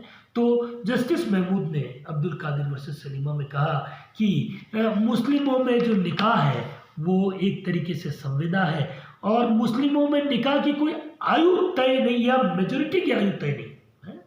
मुस्लिमों में निकाह कौन कर सकता है कि जिस मुस्लिम ने यौवनागम की आयु पूरी कर ली हो, एज ऑफ प्यूबर्टी पूरी कर ली, तो वो क्या होती है कि साहब यौवनागम की आयु पहले कभी 9 साल, फिर 12 साल, और अब उससे थोड़ी ज़्यादा, पर वयस्कता की आयु नहीं है, मतलब एक 10 साल की। और कई जजेस ने, कई मुस्लिम दार्शनिकों ने कहा कि लड़की को जब कपड़े पहनने की समझ आ जाए, उसे शर्म वरम आने लगे, तो मान लेना चाहिए कि उसकी निकाह की आयु हो गई है। तो 10-11 साल की लड़की आज की तारीख में निकाह के लिए मुस्लिम लॉ में परफेक्ट लड़की मानी गई है। तो वो, और 14 साल का, 15 साल का अगर लड़का है वो भी निकाह कर लेता है, तो मुस्लिम लॉ में जब वो निकाह कर लेते हैं तो निकाह से जो भी अधिकार दायित्व पैदा होते हैं, तो पक्षकार चाहे वयस्क ना ही होते हैं, लेकिन फिर भी उस निकाह से जितने भी अधिकार और दायित्व पैदा होते हैं उनके लिए बाध्य होते हैं। इसी स्वरूप में ये कहने की जस्टिस महमूद ने कोशिश की कि अवयस्क के द्वारा अगर निकाह की संविदा कर ली जाए तो वो अपनी संविदा से आबद्ध होता है, उसका वो संविदा एक वैध संविदा की तरह डील किया जाता है। तो ये एक एस्पेक्ट हो गया। दूसरा और एस्पेक्ट अगर आपसे कहूँ कि पार्टनरशिप एक्ट में सेक्शन 30 कहता है कि किसी अवयस्क को किसी साझेदारी में लाभ के लिए साझेदार बनाया जा सकता है, because partnership is a contract, दो लोगों के बीच का कॉन्ट्रैक्ट है, दो या ज्यादा से लोगों के बीच का कॉन्ट्रैक्ट है कि हम साथ मिलकर व्यापार करेंगे और साथ में लाभ हानि बांट लेंगे। लेकिन उस कॉन्ट्रैक्ट है तो कॉन्ट्रैक्ट के लिए तो वयस्क आदमी चाहिए। तो ध्यान रखिए, एक अवयस्क व्यक्ति सीधे सीधे साझेदारी की संविदा नहीं कर सकता, पार्टनरशिप नहीं कर सकता, लेकिन सेक्शन 30 कहता है पार्टनरशिप एक्ट का कि अगर कोई पार्टनरशिप पहले से एस्टेब्लिश हो चुकी है, पहले से दो लोगों के बीच में कोई साझेदारी में व्यापार चल रहा है, तो वो तीसरे किसी माइनर व्यक्ति को, अवयस्क व्यक्ति को लाभ के लिए उस साझेदारी फर्म में अपना साझेदार बना सकते हैं। तो जब लाभ के लिए वो साझेदार बनाया जाए, हानि के लिए जिम्मेदार नहीं है, तो लाभ के लिए साझेदार बनाया जाए तो वो उस साझेदारी के करार से प्रभावित होता है, अधिकार और दायित्व उसके होते हैं। और ध्यान रहे कि अगर ऐसा अवयस्क जब साझेदारी में आ गया लाभ के लिए और बाद में वो वयस्क हो जाए, तो विधि उसे अधिकार देती है कि वो चाहे तो साझेदारी में कंटिन्यू करे, चाहे तो रिवोक कर ले कि साहब लाभ के लिए था, अब मुझे कुछ नहीं। क्योंकि अगर वो कंटिन्यू करेगा तो आने वाले समय में जो हानियां होगी उसके लिए भी लाइबल हो जाएगा, और पहले भी जो हानियां हुई है उसके लिए भी उसकी लायबिलिटी बन जाएगी। इसलिए अगर अवयस्क साझेदार धारा 30 में साझेदार लेटर ऑन बनाया गया तो उसे तय कर लेना पड़ता है कि उसे साझेदारी में बना रहना है या नहीं। इसी तरह अवयस्क के नेसेसिटी सप्लाई की हो, अगर आपने अवयस्क की आवश्यकताओं की पूर्ति की हो तो भी कोई संविदा नहीं हो, फिर भी आप वो पैसा लेने का हकदार। मान लीजिए कोई अवयस्क बच्चा है, उसकी पढ़ाई पे आप खर्चा कर रहे हो, उसके खाने पीने की चीज़ों आप दिला रहे हो। नेसेसिटी जो आवश्यक चीज़ें, विलासिता नहीं होनी चाहिए। अवयस्क का आपने विवाह कर दिया और आप कह रहे हो कि विवाह में खर्चे हुए, वो नहीं मिलेंगे। लेकिन हाँ, अगर अवयस्क की प्राथमिक आवश्यकताओं के लिए, शिक्षा, रोटी, कपड़ा और मकान के लिए अगर कर दिया है तो वो पैसा आप वापस प्राप्त करने के हकदार हो, चाहे उस अवयस्क के बीच में या आपके बीच में कोई कॉन्ट्रैक्ट नहीं है। कॉन्ट्रैक्ट एक्ट के सेक्शन 68 में, क्वासी कॉन्ट्रैक्ट में आप इस बात को मिलेगी आपको, आप पढ़ सकते हो कि भाई अवयस्क के प्राथमिक आवश्यकताओं के लिए अगर कोई नेसेसिटीज हमने सप्लाई कर दी है तो उसके लिए भी चाहे कॉन्ट्रैक्ट नहीं हो, लेकिन कॉन्ट्रैक्ट के सारे नियम लागू होंगे और हम अवयस्क से वो पैसा उसकी प्रॉपर्टी में से वसूल किया जा सकता। अगली, अवयस्क के पक्ष में की गई संविदा है। अगर कोई कॉन्ट्रैक्ट माइनर के फेवर में किया जाता है, जैसे मैंने किसी एक्स पर्सन को 4 कमरों का एक मकान बेच दिया, फिर भी मैंने कहा कि यार मेरा एक भतीजा माइनर है, जब तक वो मेजर नहीं हो जाता तब तक 1 कमरे का किराया उसको देना पड़ेगा। अब वो भतीजा तो कॉन्ट्रैक्ट का पार्टी नहीं है, मैंने एक मकान जिसको बेचा उससे मैं कह रहा हूँ कि भतीजे को 1 कमरे का किराया देना पड़ेगा। तो यहाँ ये अवयस्क के पक्ष में की गई, अवयस्क के लाभ के लिए की गई संविदा है, इसलिए ये संविदा अवयस्क के द्वारा की जाने पर भी वैलिड है। इतना बहुत है। अगर आपसे पूछा जाए कि किन दशाओं में अवयस्क का करार वैध हो सकता है, माइनर में भी एन एजेंट आल्सो, अवयस्क अभिकर्ता भी हो सकता है, क्योंकि अभिकर्ता के लिए माइनॉरिटी मेजॉरिटी का प्रश्न खड़ा नहीं होता। Master must be major. तो मास्टर जो होता है किसी एजेंसी में, अभिकर्ता एजेंसी शब्द से आया, तो मास्टर तो मेजर होना चाहिए, साउंड माइंड भी होना चाहिए, लेकिन अभिकर्ता के लिए बातें जरूरी नहीं है। इसलिए अगर कोई अवयस्क किसी एजेंसी का एजेंट बनता है तब भी संविदा वैध होता है, ऐसे एजेंसी का संविदा वैलिड कॉन्ट्रैक्ट होता है। ठीक है, बैंकों में हम खाता खुलवाते हैं, माइनर का खाता खुलता है, माइनर बैंक के फॉर्म पे भी साइन करता है, उसकी ओर से कोई और साइन करते हैं, सारी रेस्पॉन्सिबिलिटीज भी होती है, तो ये भी कहीं ना कहीं माइनर के द्वारा किया गया वैलिड कॉन्ट्रैक्ट हो जाता है। फिर दूसरा जो कॉम्पिटेंट व्यक्ति है वो है स्वस्थ चित्त होना चाहिए। हमने कहा मेजर होना चाहिए, साउंड माइंड होना चाहिए, नॉट डिस्क्वालीफाइड। स्वस्थ चित्त में बहुत ज़्यादा बोलने की आवश्यकता नहीं है, आप भी जानते हो कि अस्वस्थ चित्त व्यक्ति कौन है? पागल व्यक्ति। पागल कौन है? विधिक रूप से पागल व्यक्ति वो व्यक्ति है जो अपने कार्य के परिणाम और प्रकृति को समझने में असक्षम होता है। तो जो पागल व्यक्ति है उसके द्वारा कॉन्ट्रैक्ट किया जाए तो वो कॉन्ट्रैक्ट वॉइड होता है, वो कॉन्ट्रैक्ट करने के लिए कॉम्पिटेंट ही नहीं है। ठीक है, तो कई बार क्या होता है, आप धारा 12 में पढ़ोगे कि कोई व्यक्ति मौसमी पागल होता है, कभी थोड़े दिन के लिए पागल हो जाता है, थोड़े दिन के लिए ठीक हो जाता है। तो ऐसी स्थिति में अगर थोड़े दिन के लिए जब ठीक हो गया है और ठीक होने के दौरान उसने कोई कॉन्ट्रैक्ट कर लिया है तो वो कॉन्ट्रैक्ट एक वैलिड कॉन्ट्रैक्ट की परिभाषा में आएगा, और जब पागल है तब किया है तो वो वॉइड हो जाएगा। तीसरे पॉइंट पर डिस्कशन की जरूरत है, उससे पूछा भी जा सकता है, लिखना भी पड़ेगा हमको कि पर्सन डिस्क्वालीफाइड बाय लॉ, कि साहब ऐसे कितने व्यक्ति हैं या ऐसे कौन कौन से व्यक्ति हैं जिनको कि डिस्क्वालीफाइड कर दिया, जिनको कि क्या कर दिया, विधि के द्वारा वर्जित कर दिया है कि वो लोग कॉन्ट्रैक्ट नहीं कर पाएंगे, लॉ ने कहा। तो कौन कौन है कि साहब पहले नंबर पे हम लेंगे दिवालिया व्यक्ति, इंसॉल्वेंट पर्सन। जो व्यक्ति दिवालिया हो गया है, दिवालिया कौन है कि साहब ऐसा व्यक्ति जिसकी आय से अधिक उसके खर्चे, उसके कर्जे हो गए हैं। तो कर्जे अधिक हो गए हैं, संपत्तियां कम है उसके पास, तो वो दिवालिया हो जाता है और दिवालिया अधिनियम के अंतर्गत प्रोसीडिंग चलती है, अपने आप को दिवालिया डिक्लेयर करा देता है कॉम्पिटेंट कोर्ट से।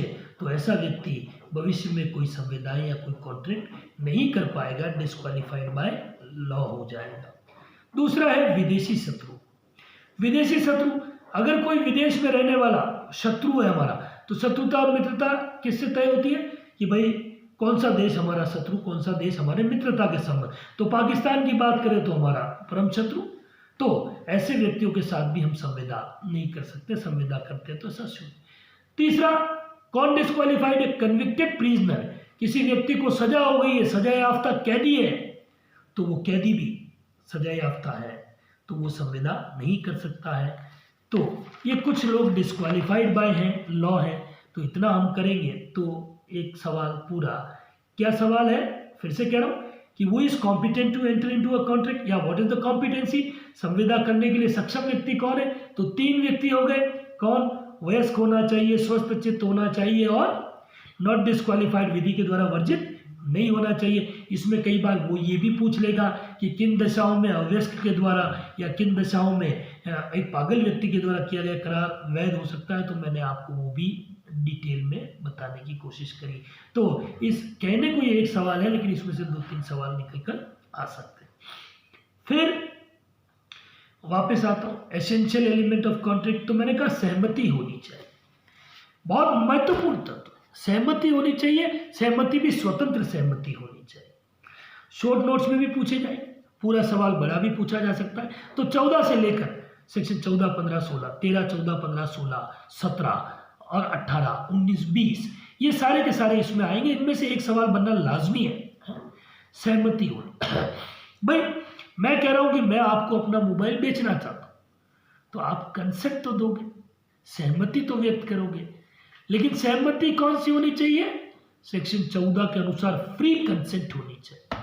सहमति स्वतंत्र सहमति होनी चाहिए। अभी स्वतंत्र सहमति का क्या मतलब? सहमति पे एक सवाल बन सकता है, या कब सहमति स्वतंत्र सहमति नहीं होती है, ये सवाल बन सकता है। तो आपको 13, 14, 15, 16, 17, 18, 19, 20 सब लिख डालना है, या जैसा जैसा मैं बता रहा हूं उतना भी लिखेंगे तो काफ़ी कुछ एग्जामिनर आपको फ्री हैंड से नंबर देगा। तो सहमति चाहिए, बिल्कुल चाहिए, स्वतंत्र चाहिए, है? मैं आपको अगर चाकू गले पे रख के कहूँ कि नहीं ये मोबाइल लेना पड़ेगा, सहमति दो, तो कोई स्वतंत्र सहमति थोड़ी। तो 14 यही कह रहा है कि सहमति स्वतंत्र होनी चाहिए। स्वतंत्र कैसे होती है? तो कंसेंसस एड ईडम, याद रखिए, शॉर्ट नोट्स में पूछा जा सकता है कि कंसेंसस एड आइडम क्या होता है? तो कंसेंसस एड ईडम का मतलब होता है कि जब संविदा के पक्षकार किसी एक ही विषय पर एक ही भाव में सहमत हो जाते हैं तो कहा जाता है कि उनके मध्य स्वतंत्र सहमति हो गई। When parties to the contract are agrees onto a same subject matter onto a same sense, then it is said to be valid consent. मैं कह रहा हूं कि मैं आपको अपना ये मोबाइल Vivo Y902 फलाना इतने में बेचना चाहता हूं 5,000 रुपये में। आपने कहा हाँ मैं आपका यही मोबाइल खरीदना, मतलब सेम सेंस में सेम सब्जेक्ट मैटर पर सहमत हो गए।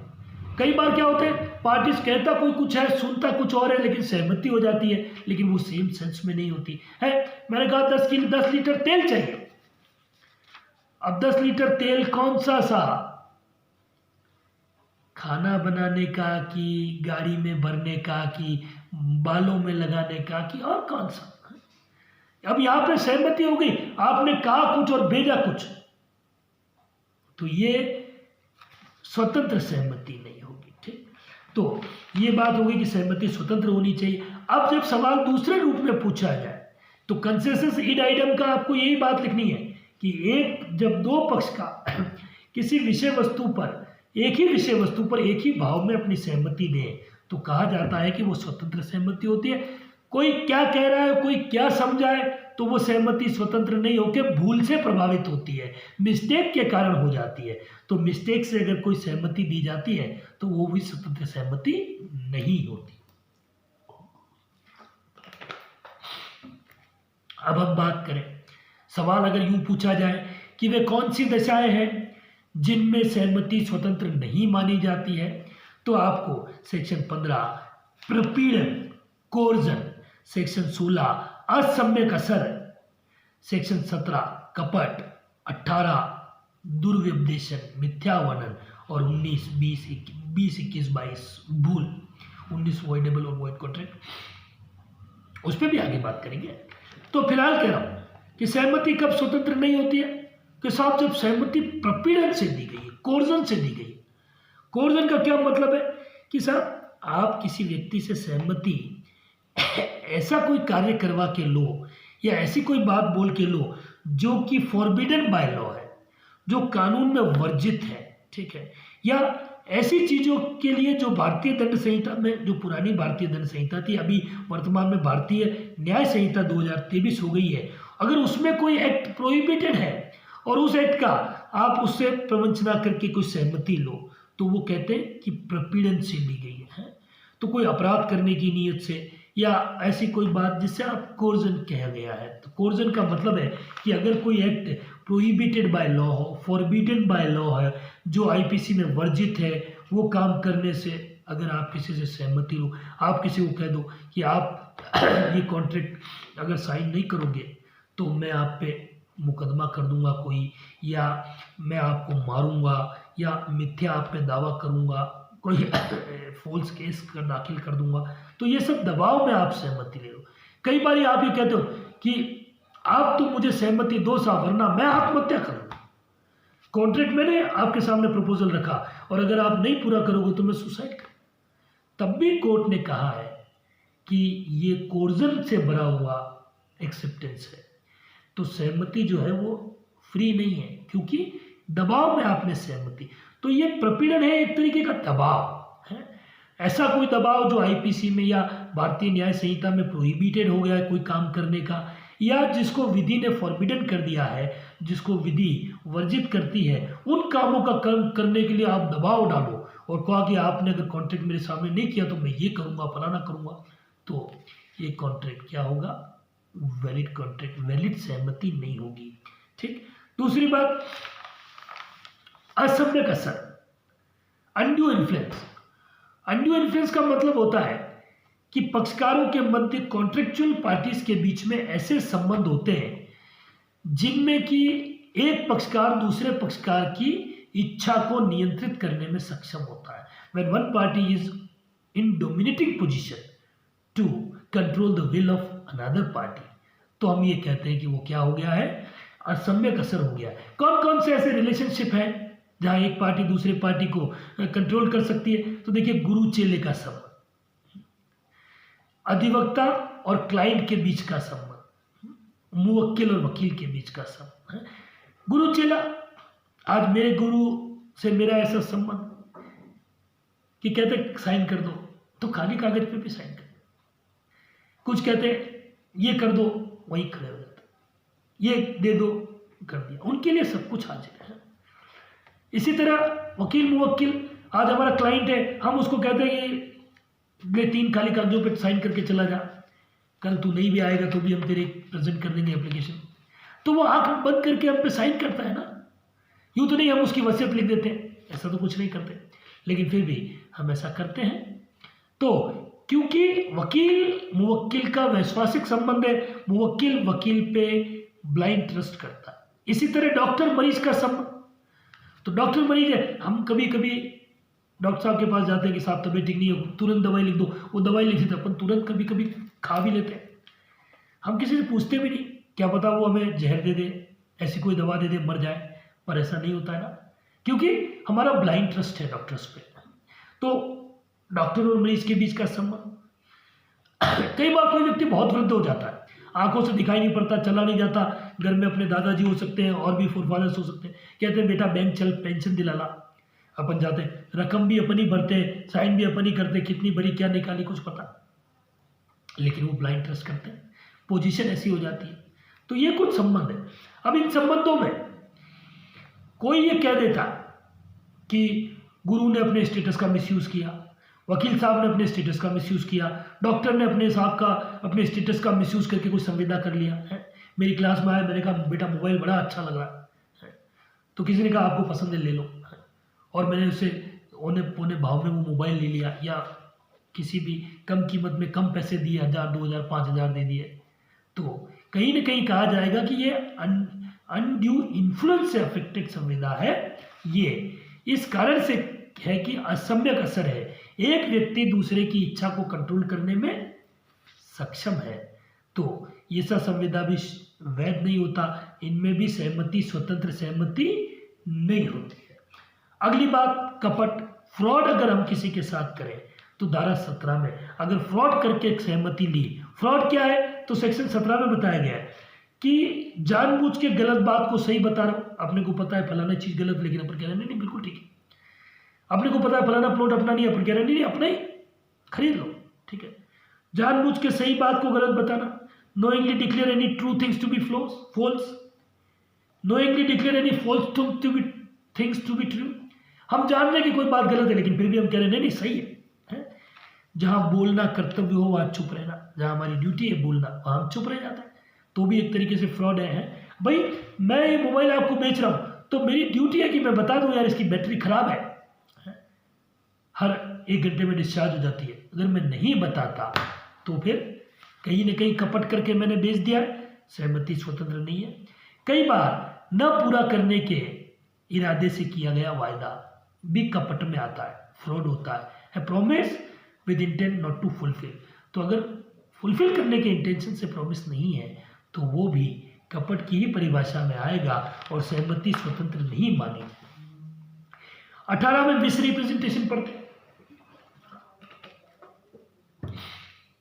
मिस रिप्रेजेंटेशन का मतलब है कि डींगे हाँकना, उल्टी सीधी बातें करना, बड़ी बड़ी बढ़ा चढ़ाकर बातें करना जो कि गलत है। बस फ्रॉड और मिस रिप्रेजेंटेशन में फर्क इतना होता है कि फ्रॉड में नियत होती है धोखा करने की, कपट करने की, लेकिन मिस रिप्रेजेंटेशन सिर्फ कहीं नहीं कहता अरे मोदी जी तो मेरे मिलने वाले, अरे भजन लाल जी तो मेरे मिलने वाले हैं, अरे मेरे खास है, ये सिर्फ डींगे हाँकना है, ये मिस रिप्रेजेंटेशन है। तो ऐसी कोई बात जो कि मिस रिप्रेजेंट, लेकिन फ्रॉड करने का इंटेंशन नहीं है, खाली है, तो वो भी अगर मिस रिप्रेजेंटेशन करके भी संविदा में सहमति ली जाए तो वो सहमति स्वतंत्र सहमति नहीं मानी जाती। भूल की सहमति भी स्वतंत्र नहीं है। भूल 2 तरह की होती है, एक तो यूनिलैटरल भूल होती है, एक पक्षीय भूल होती है, एक बहुपक्षीय भूल होती है, दोनों ही पक्षकार की भूल होती है। तो जब एक पक्षीय भूल हो जाए तो दूसरा पक्षकार सुधार दे तो ठीक, और नहीं तो कॉन्ट्रैक्ट को वो कैंसिल भी करा सकता है। लेकिन अगर द्विपक्षीय भूल है, बायलैटरल मिस्टेक है, दोनों ही पक्षकार कुछ गलत ही समझ गए, तो ऐसा कॉन्ट्रैक्ट वॉइड ही होता है, शून्य होता है। तो दोनों पक्षकार अगर भूल से, अब भूल कई तरह की हो सकती है। भूल पक्षकारों को पहचानने की हो सकती है, आइडेंटिफिकेशन की हो सकती है। भूल सब्जेक्ट मैटर की हो सकती है, जैसे मैंने कहा तेल तो कौन सा तेल। भूल कई बार प्लेस ऑफ परफॉर्मेंस की हो सकती है कि संविदा का पालन कहाँ करना है, किस जगह पे माल डिलीवरी देनी है। भूल कई बार प्राइस को लेकर हो सकती है, मूल्य को लेकर हो सकती है। भूल कई बार क्वालिटी और क्वांटिटी को लेकर हो सकती है, क्वालिटी क्या है, गुणवत्ता क्या है माल की, या फिर क्वांटिटी क्या है, कितने किलो भेजना है, कितनी यूनिट्स भेजना है, इन सब को लेकर भूल हो सकती है। तो संविदा भूल के कारण अगर हुआ है तो भी सहमति स्वतंत्र नहीं है। लेकिन कई बार एक पक्षीय भूल हुई है, दूसरे पक्षकार ने उसे या तो स्वीकार कर लिया, भेज दिया, चलो एक पक्षीय भूल आपने, मैंने कहा साबुन भेजना भैया, तो आपने नहाने का साबुन भेज दिया। फिर मैंने कहा नहाने का तो ठीक है, कपड़े धोने का भेज दो, तो नहाने वाला भी मैंने एडमिट कर लिया कॉन्ट्रैक्ट, कपड़े धोने का तो यूनिलैटरल मिस्टेक थी। अगर मैं चाहूँ, या मैंने कह दिया कि नहीं मुझे तो नहाने का नहीं चाहिए भैया, आप मुझे कपड़े धोने वाला भेजो, तो कपड़े धोने वाला कॉन्ट्रैक्ट में वो वैलिड हो जाएगा। यूनिलैटरल भूल, वो कॉन्ट्रैक्ट कैंसिल हो जाएगा नहाने वाला, तो ऐसे हो जाएगा, ठीक। अब बायलैटरल भूल में दोनों ही पक्षकार भूल के अंतर्गत है, मैंने क्या कहा, आपने क्या समझा, बिल्कुल हवा में बात हो गई, तो वो कॉन्ट्रैक्ट ही पूरा वॉइड हो जाएगा, ठीक है। तो ये हो गया आपका एक सवाल में 2-3 सवाल छुपे हुए, शॉर्ट नोट्स में तो 4-5 छिपे हुए। कोर्जन पे भी पूछा जाए, अनड्यू इन्फ्लुएंस पे भी पूछा जाए, फ्रॉड पे भी पूछा जाए, मिस रिप्रेजेंटेशन पे भी पूछा जाए, और मिस्टेक पे भी पूछा जाए छोटा सवाल। तो ये छोटे छोटे 4-5 पॉइंट्स तैयार आपके हो गए। अब बात करते हैं एक बड़ा सवाल, या छोटे ग्रुप में पूछा जाए तो छोटा लिखना, बड़ा पूछा जाए तो कॉन्सिडरेशन। प्रतिफल संविदा का आवश्यक तत्व होता है। बिना प्रतिफल के करार शून्य होते हैं। Agreement without consideration are void. तो प्रतिफल के बिना का करार शून्य। करार में प्रतिफल होना चाहिए। तो बात ये करते हैं कि प्रतिफल क्या होता है, what do you mean by consideration. तो क्या साहब, प्राइस ऑफ कंसिडरेशन या price of promise is consideration, यूं कह दें कि वचन के बदले का जो मूल्य है वो कंसिडरेशन होता है। सेक्शन 2D कहता है, 2D को आप पढ़ोगे तो वो कहता है कि जब प्रस्ताव करने वाले की इच्छा पर किसी व्यक्ति ने कोई कार्य कर दिया है, कोई कार्य करने का वचन दिया है, या भविष्य में कोई कार्य करने का वचन दिया है, पहले कर दिया है, वर्तमान में कर, तो उसे प्रतिफल कहा गया है। तो ये बात ध्यान रखिए कि प्रतिफल जरूरी नहीं है कि रुपयों के रूप में हो, मुद्रा के रूप में हो, इट इज नॉट नेसेसरी। प्रतिफल पैसा ही हो ये जरूरी नहीं। प्रतिफल की परिभाषा कुछ और भी है। जनरली तो हम यही मानते हैं कि 5,000 रुपये अगर कंसिडरेशन है मोबाइल का तो 5,000 में हो गया है। तो मूल्य मुद्रा के रूप में रोज हमेशा हो जरूरी नहीं है।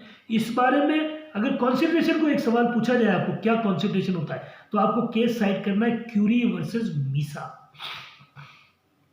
क्यूरी वर्सेस मीसा में बहुत क्लियर कह दिया गया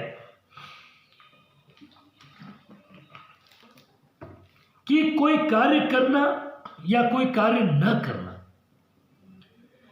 भी प्रतिफल होता है। प्रस्तावक की इच्छा के अनुसार कोई कार्य कर दिया जाए, कोई कार्य ना किया जाए, वो प्रतिफल होता है। अगर मैं सीधी सीधी सिंपल बात करूं, जैसे हम कहीं मूवी देखने गए तो हमने तो टिकट खरीदा, 250 रुपये दिए, 300 रुपये दिए, कंसिडरेशन है उसके लिए, लेकिन हमें क्या मिला? हमारे लिए क्या कंसिडरेशन? तो क्या साहब, हमारे लिए कंसिडरेशन हुआ एंटरटेनमेंट। जो 2.5-3 घंटे मनोरंजन हमने किया वो प्रतिफल। कई जगह हम जाते हैं, मोबाइल हम रिचार्ज कराते हैं, तो मोबाइल की कंपनी को तो पैसे मिले, आपको फोन करने की सर्विसेज मिली, डाटा मिला, तो ये आपका कंसिडरेशन। मैंने किसी व्यक्ति को कहा कि भैया मेरे लिए ये काम करो, मेरे लिए मकान बनाओ, मजदूरी करो, तो मेरे लिए तो मेरा काम कंसिडरेशन, लेकिन उस मजदूर के लिए उसका 450, 500, 600 रुपया कंसिडरेशन। तो कंसिडरेशन किसी भी फॉर्म में हो सकता है, लेकिन कंसिडरेशन होना चाहिए। जब कंसिडरेशन धन के रूप में हो, तो इस केस में कहा गया कि जब धन के रूप में प्रतिफल हो तो it may B a single penny, या हजारों रुपये भी हो सकता है, लाखों रुपया भी हो सकता है, या 1 रुपया भी हो सकता है। किसी संविदा में 1 रुपया भी उचित प्रतिफल है, तो 1 रुपया भी अगर आपने रखा तो वो भी लीगल कंसिडरेशन होगा। मेरी इच्छा है, मैं कह दूं कि मैं अपना फोन आपको 1 रुपये में बेचूंगा, तो 1 रुपया लीगल कंसिडरेशन है मेरे लिए, आपके लिए मेरा फोन। तो कंसिडरेशन कुछ भी हो सकता है। मीनिंग देयर बाय, कई बार सवाल पूछा जाए कि whether inadequacy of consideration is ground of to declare a contract void. क्या प्रतिफल की अपर्याप्तता किसी संविदा को चुनौती देने के लिए वैध बात है कि भाई इसमें तो 1 रुपये ही कंसिडरेशन है तो वैलिड नहीं है? ऐसा नहीं है। अगर 1 रुपया भी कंसिडरेशन है तो आपका संविदा वैध है, आप उसे चुनौती नहीं दे पाओ। तो प्रतिफल 2D की परिभाषा पढ़ोगे तो उसे पता पड़ेगा कि भविष्य में भी प्रतिफल दिया जा सकता है, वर्तमान में दिया जा सकता है, भूतकालीन प्रतिफल भी हो सकता है। भविष्य में तो मैंने चेक दे दिया आपको, मोबाइल तो खरीदा आपने, लेकिन आपने मुझे चेक दे दिया 1 महीने बाद का, तो वो भविष्य का प्रतिफल है। वर्तमान में तो आपने मोबाइल इधर मैंने दिया और आपने मुझे 5,000 दे दिए, ये अपना वर्तमान में प्रतिफल है।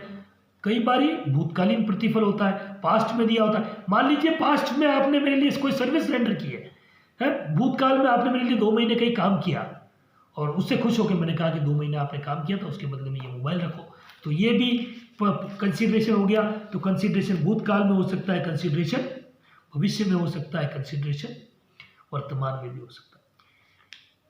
एक कोटेशन है, कई बार सवाल ये भी पूछा जाएगा, आपको जवाब देना है, बड़ा सवाल पूछा जा सकता है कि बिना प्रतिफल के करार शून्य होते हैं। समझाइए, एक्सप्लेन।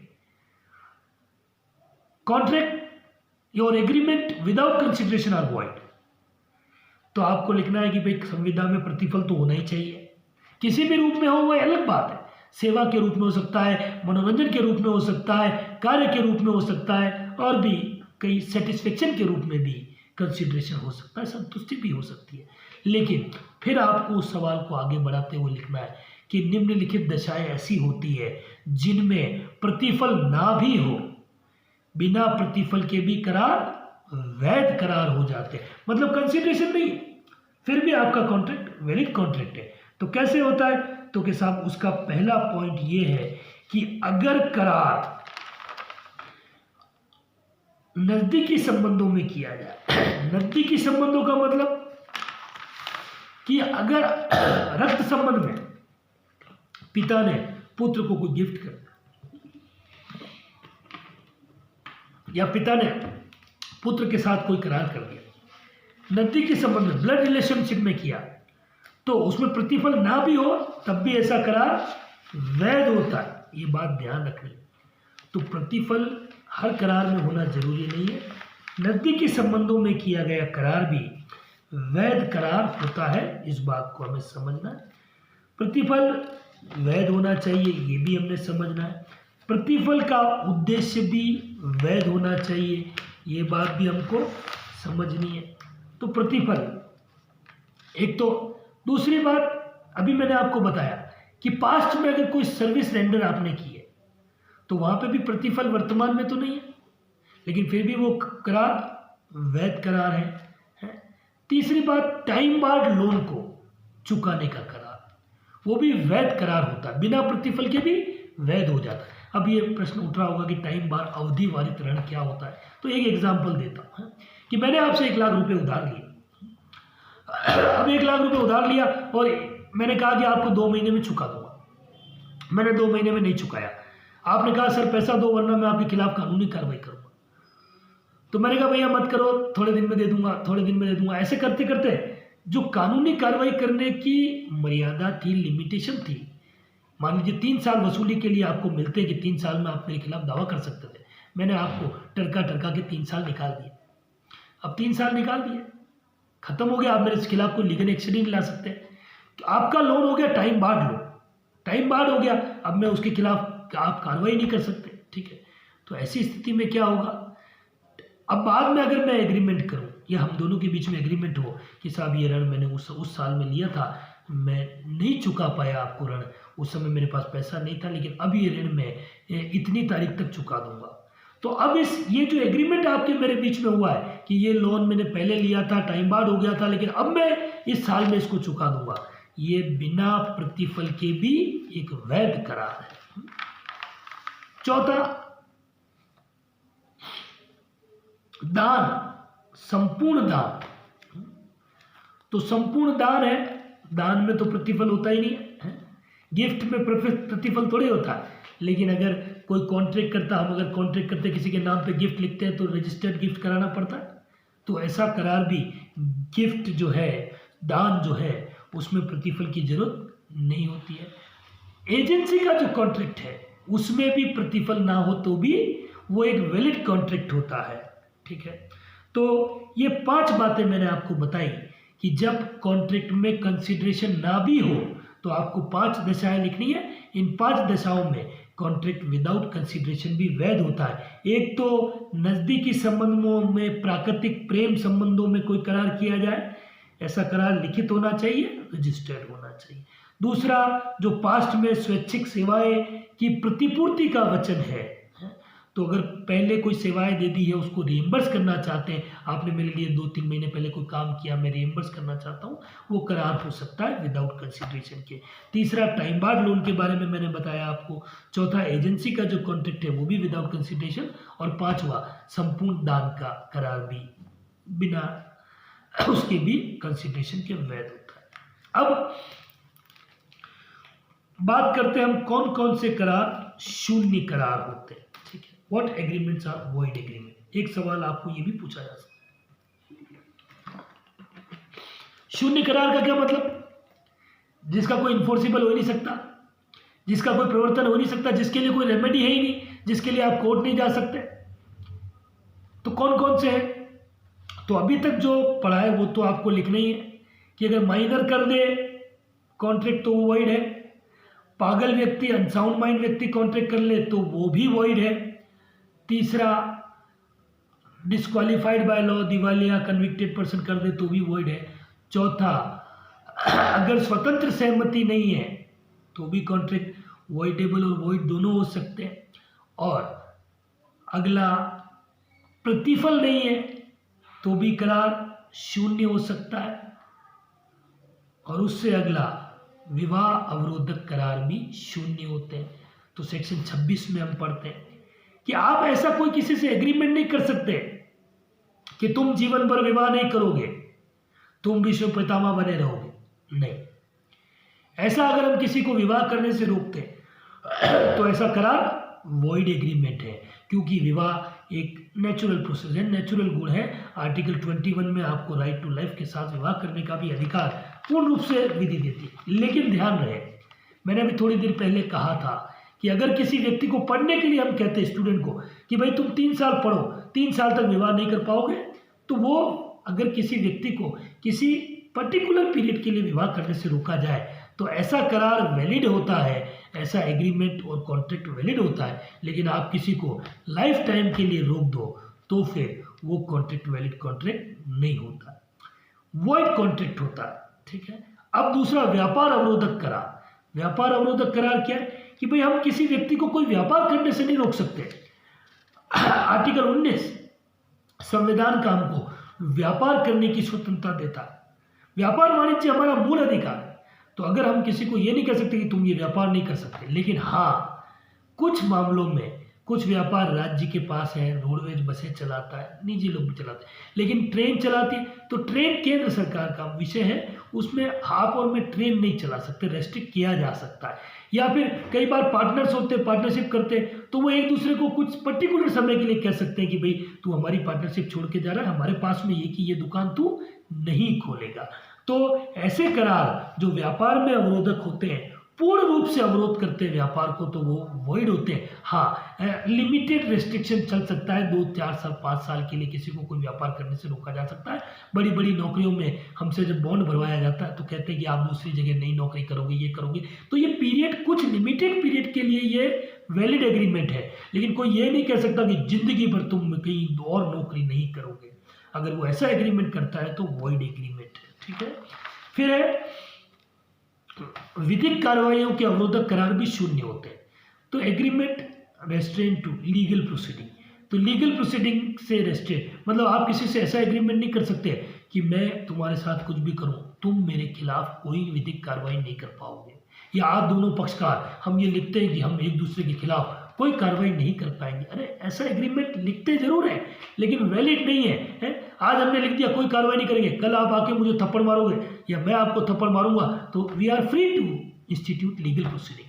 तो हम लीगल प्रोसीडिंग को इंस्टीट्यूट करने के लिए फ्री होते हैं ऐसे मामलों में। ठीक है, तो विधिक कार्रवाइयों के अवरोधक करार भी शून्य है। फिर है 29 में पद्यम करार, जुए के करार भी शून्य करार होते हैं। तो जुए कॉन्ट्रैक्ट, वेजरिंग कॉन्ट्रैक्ट, तो wagering contracts are also void. छोटा भी पूछा जा सकता है, बड़ा भी पूछा जा सकता है। तो बात करते हैं वेजरिंग कॉन्ट्रैक्ट कौन से कॉन्ट्रैक्ट हैं। तो जुए के करार, जुए के करार का मतलब क्या है कि अगर पक्षकार किसी घटना के घटने या ना घटने पर कोई करार करते हैं, आज बरसात होगी कि नहीं, आज के मैच में भारत जीतेगा कि इंग्लैंड, अगर ऐसा कोई एग्रीमेंट किया, भारत जीत गया तो 1-1 लाख की शर्त लगी, ये सब वेजरिंग कॉन्ट्रैक्ट्स है। बरसात हुई तो इतने दूंगा, नहीं हुई तो इतने लूंगा, है? ये वेजरिंग कॉन्ट्रैक्ट है। तो किसी घटना के घटने और न घटने पर डिपेंड करता है वेजरिंग कॉन्ट्रैक्ट। वो घटना निश्चित भी नहीं होती है, पक्षकारों के कंट्रोल में भी नहीं होती है। घटना का घटना नहीं घटना पक्षकारों के नियंत्रण से बाहर होता है। अब क्रिकेट तो वो लोग खेल रहे हैं, भारत और इंग्लैंड, हमारा क्या, हमारे कंट्रोल में क्या है? लेकिन हमने कोई कॉन्ट्रैक्ट ऐसा कर दिया, बरसात तो ऊपर वाला करेगा, हमारे कंट्रोल में नहीं है, लेकिन हमने ऐसा कर दिया, तो क्या माना जाएगा? वो वेजरिंग कॉन्ट्रैक्ट माना जाएगा कि जीतने वाला हारने वाले को कुछ देगा, धन देगा, प्रतिफल देगा। इनमें विधिक संबंध स्थापित करने का कोई नजरिया नहीं होता, इसलिए ये वॉइड होते हैं।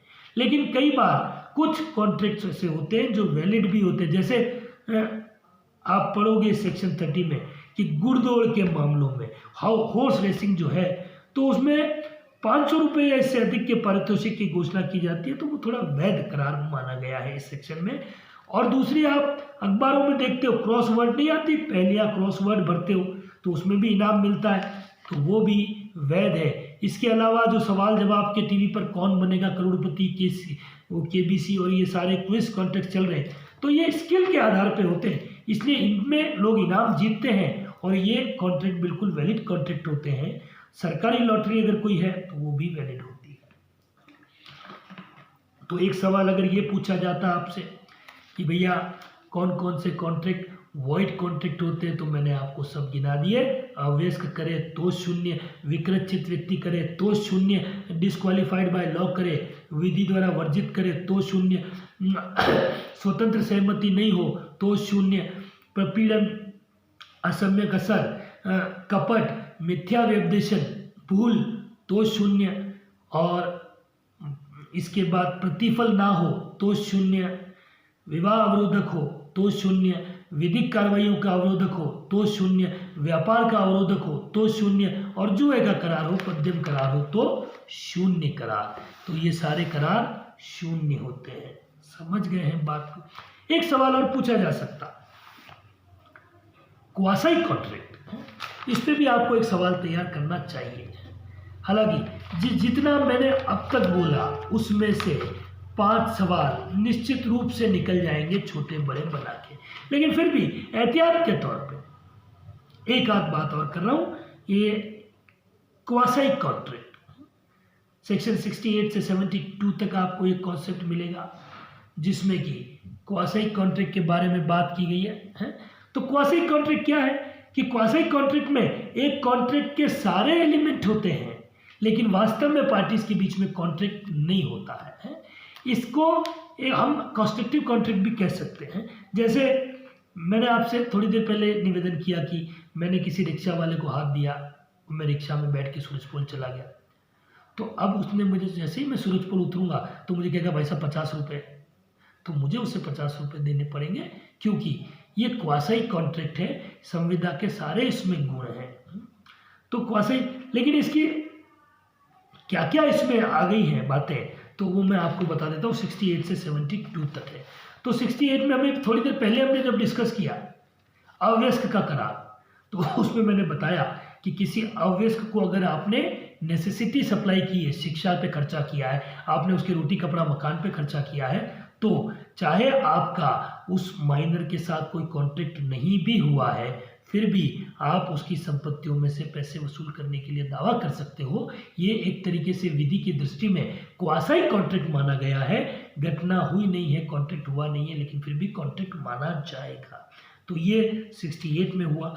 69 में क्या होता है कि जब कभी एक व्यक्ति का कोई पेमेंट करने की लायबिलिटी होती है, लेकिन उसके बिहाफ पे कोई दूसरा व्यक्ति कोई पेमेंट कर दे, तो दूसरे व्यक्ति ने अगर उसके बिहाफ पे पेमेंट किया है तो भले ही कोई कॉन्ट्रैक्ट नहीं हुआ, लेकिन फिर भी लायबिलिटी होगी। जहां मान लीजिए मैं एक मकान मालिक, मेरे यहाँ कमरा किराए से 2 लोग रहते हैं, मैं 1 महीने के लिए बाहर चला गया, मेरे यहाँ बिजली का बिल आया, तो किराएदार ने कहा कि मकान मालिक तो बाहर गए हुए हैं, हालांकि बिल भरने की ड्यूटी तो मेरी है, पेमेंट की ड्यूटी मेरी है, लेकिन मेरे बिहाफ पे किराएदार ने 5,000 का बिल भर दिया, तो अब उस किराएदार को 5,000 रुपये देने के लिए मैं बाध्य हूँ, चाहे उसने मेरे से पूछा नहीं, कॉन्ट्रैक्ट नहीं हुआ, मेरा फोन नहीं लग रहा था, कोई बात भी नहीं हुई, लेकिन फिर भी क्वासाई कॉन्ट्रैक्ट होता है। इसमें किराएदार को पैसे मुझे देने ही पड़ेंगे, चाहे स्पष्ट रूप से संविदा ना हुआ हो, 69 में आएगा।